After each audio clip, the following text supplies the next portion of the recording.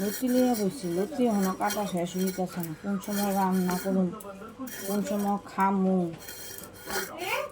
আমি এবার সারাদিন আমার হাজব্যান্ডে জিজ্ঞেস করবো আমি সারাদিন কি করি। লতি কাটতে প্রায় 1.5 ঘন্টা লাগছে।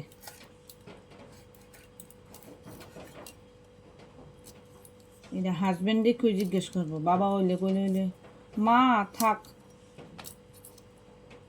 লতি রান্না করো না তো, না থাক।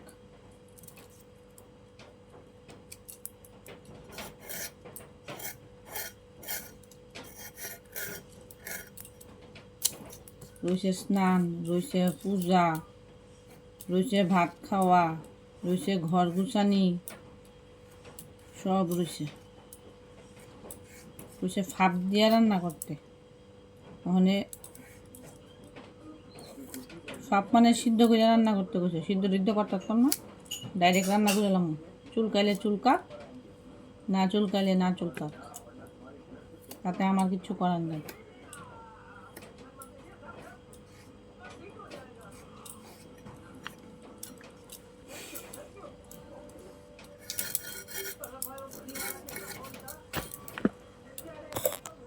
দেখেন লতির অবস্থা।